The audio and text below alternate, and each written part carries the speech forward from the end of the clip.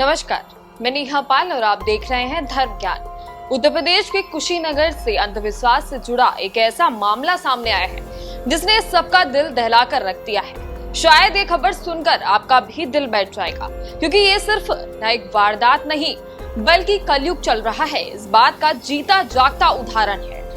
दरअसल उत्तर प्रदेश के कुशीनगर में एक 10 साल की बच्चे की बुखार के कारण मौत हो गई।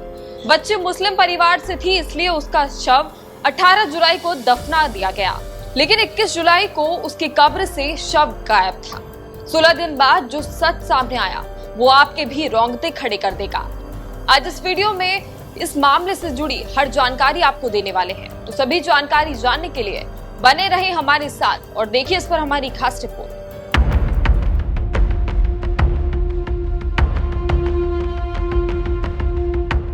किस तरह से अंधविश्वास की जड़ें पूरे देश में फैल रही हैं, ये आज आपको इस वीडियो को देखने के बाद पता चल जाएगा। ये घटना उत्तर प्रदेश के कुशीनगर के पटहे हवा इलाके के एक गांव की है, जहां एक 10 साल की बच्चे की मौत हो गई।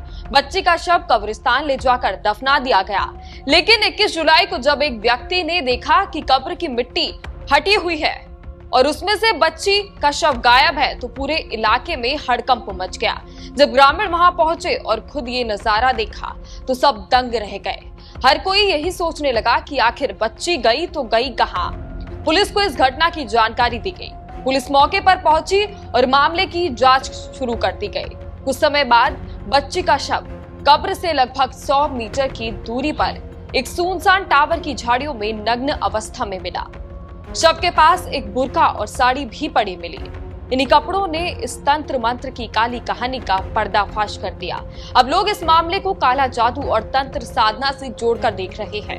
ग्रामीणों के अनुसार बच्ची को तंत्र साधना के जरिए जीवित करने की कोशिश की जा रही थी, और ये कोशिश कोई और नहीं बल्कि बच्ची की मां जुबैन खातून, बहन सुवेदा, सुगन खान और तबारक कर रहे थे। जब इनकी सच्चाई सामने आई तो इन्होंने शव को झाड़ियों में फेंक दिया। हालांकि पुलिस ने इन सभी को गिरफ्तार कर लिया है, लेकिन इस घटना से आप अंदाजा लगा सकते हैं कि आज लोग किस हद तक अंधविश्वास की आड़ में जुर्म कर रहे हैं। मृत्यु एक ऐसा सत्य है जिसे कोई ठुकरा नहीं सकता। अगर आप हिंदू हैं तो गरुड़ पुराण में इसका विस्तार आपको देखने को मिल जाएगा। अगर आप एक मुस्लिम हैं तो कुरान की आयतों में इसका उल्लेख आपको देखने को मिल जाएगा। अगर आप एक सिख हैं तो गुरु ग्रंथ साहिब में, और यदि आप ईसाई हैं तो बाइबल में भी जीवन और मृत्यु की व्याख्या की गई है। फिर भी कुछ लोग मृत्यु को स्वीकार नहीं कर पाते और ऐसी ही भयावह हरकतें करने लग जाते हैं।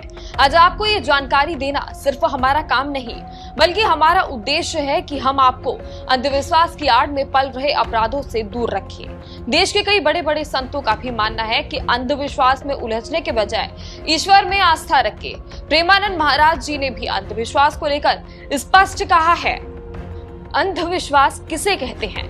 पाखंड को, कि हम तुम्हारी आयु बढ़ा देंगे, हम तुम्हारा रोग नष्ट कर देंगे। ये सब गलत है। अगर इनमें फंस जाओगे तो नष्ट हो जाओगे। इसके अलावा उन्होंने अपना उदाहरण देते हुए कहा कि हम तो 13 साल की उम्र से ही गंगा किनारे शमशान में रहते थे, न कभी तंत्र में पढ़े न मंत्र में। इतना ही नहीं, बागेश्वर धाम के पीठाधीश्वर पंडित धीरेन्द्र कृष्ण शास्त्री का कहना है कि अंधविश्वास के नाम पर व्यक्ति पर तंत्र मंत्र की क्रियाएं की जाती हैं। आस्था के नाम पर लोगों को ठगा जाता है। अंधविश्वास के नाम पर लोगों की भावनाओं से खिलवाड़ किया जाता है। तो ऐसे में ये पहली घटना नहीं है। अंधविश्वास के नाम पर ये खेल पहले भी कई बार सामने आ चुके हैं, और ऐसी ही चीजों से आप दूर रहें, क्योंकि मृत्यु इस कड़वे सच को आपको स्वीकार करना ही होगा। बहरहाल आपको ये जानकारी जानकर कैसा लगा, हमें अपनी राय कमेंट कर जरूर बताएं।